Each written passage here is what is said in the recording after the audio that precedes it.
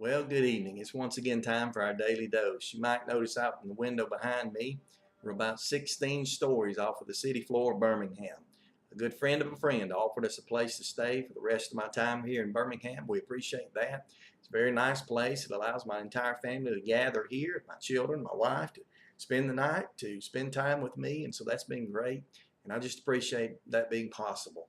I also appreciate the fact that I was able to go to the doctor today. And I went in there and did all of my tests, went through my cath, my biopsy and all, and came out knowing that all of my blood work, all of my medications are perfectly in order. There's nothing that I need to change. As a matter of fact, we, Lord willing, will hear from the biopsy in the morning, and the doctor said he expects absolutely no rejection to be found. And that's what every transplant recipient wants to hear, is that there's no rejection. And so I'm glad that that's been made possible through your prayers and through the power and mercy of God. And so I'm just glad to be able to continue in this life and to serve God the best way that I know how. I'm wearing a t-shirt tonight that comes from a good friend of mine, Brother Tom Music, and his beautiful wife Diane sent me this, and I'm proud to wear it. As a matter of fact, I've gotten several of these Superman t-shirts the last few days. The movie's coming out tomorrow, I understand, and I think they're available in stores in several places, and some people have gotten the idea that maybe I'm Superman. I don't know that. I get all of my power from God just as you do. But at the same time, I do enjoy wearing these shirts, and I wore this one today, and I'll wear another one the next day and the next probably as you continue to send those. The doctors got a real kick out of seeing me in it today. They all commented on that, saying that I was Superman, and of course my recovery seemingly resembles some of the things he was able to do. But I'm not faster than a speeding bullet quite yet, and I can't fly, but I'm doing the best that I can at what I can do. So I just appreciate the gifts and the things that I receive. And on that note, let me tell you not to send any more cards over toward Birmingham right now. We don't have a stable address. We'll be here for the rest of the time, but this is not a good address to send to. Just continue to send things to my home, my family members who come over and visit. They'll bring those to me, and I'll get those just as soon as possible anyway. So thank you for your cooperation in that.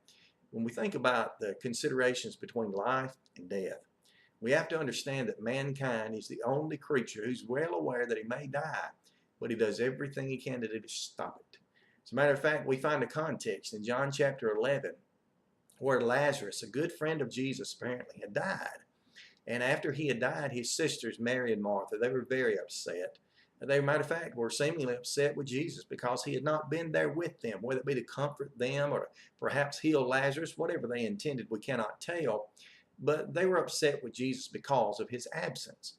And when Mary and Martha began to speak to themselves, one of them was seemingly more disturbed than the other. But finally, Martha got up and met Jesus in the street as he was coming into town.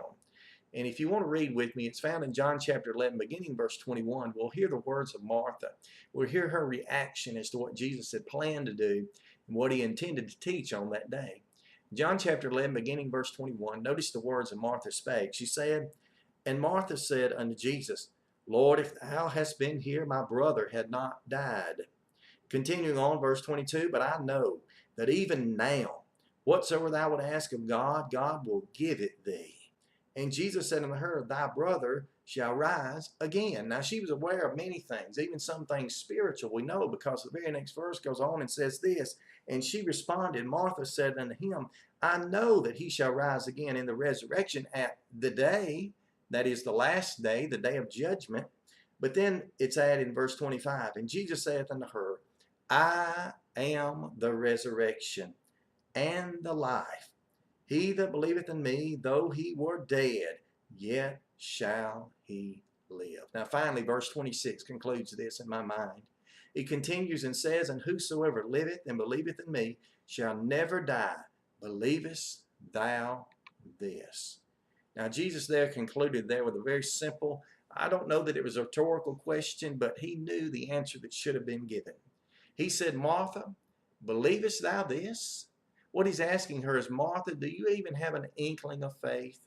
Do you even have a level of trust to believe me that if I say that your brother shall live again, even now, that he can do that? Now, what she had misunderstood, apparently, was that even though Jesus was God in a body, that's what I always call him, she had understood that in order for Jesus to raise one from the dead while on this earth, that he would have to beg of God for that. It would have to be something that the Father would have to give all of his power down upon and all of his approval. But Jesus made a point. There in verse 25, he said, "I am the resurrection." That is to say, I'm where the resurrection begins. I'm where resurrection is founded and grounded. I'm going to be the beginning of a resurrection that will continue on up until eternity should turn, and in that day of judgment that she referred to. He also said, I'm not only the resurrection, I'm the life. And I'm the only life that anyone ought to want to live. You know, in the preceding chapter, John chapter 10, Jesus had said in verse 10, I am come that you might have life and that you might have it, that's life, more abundantly. Friends, you and I need to be living life. While we're on this earth, we're breathing, our hearts are beating, our brains are shooting out toward the nerves and making our bodies animate, making them move around. We ought to be living a life for God. And as we live that life, we ought to be living it to its fullest, based upon the fact that when we die from this side of eternity, we shall rise again if we're faithful. He made that promise to her. He told her on that day that the ones who die, it'll be those who will raise again, be risen again. Now we read the context that falls out behind this, and we learn that certainly Jesus came to the tomb of Lazarus. He called upon him and said, Lazarus, come forth. When Lazarus came busting from that grave, Jesus instructed them, now release him from those grave cloths. And it was not even the stench of death that was left upon him. Lazarus was raised from the dead. Just as Jesus would raise others from the dead, just as he would even himself bring his body forth from the grave on that third and faith-filled day, Jesus will raise us in the resurrection. What a beautiful passage to consider. That when you and I, when we face death, and we should and we will, when we face it, whether it be our own or that of a loved one, a friend, a family member, an acquaintance, we can face that in knowing that in the day of the Lord, they shall rise again if they're faithful. Jesus may not come to this earth. As a matter of fact, we have no reason to believe that he will and raise anyone from the dead in this day the way that he did then. But at the very same time, you and I can be raised into that abundant life. Through obedience to him and through his word, you and I can have that resurrection. But all we have to do in order to have that is we have to know that it's true. You know, that question there at the end, believest thou this? Do you have trust? Do you have faith? Do you believe in the resurrection? If not, why not? Jesus promised it could occur, and he made it happen right before her very eyes.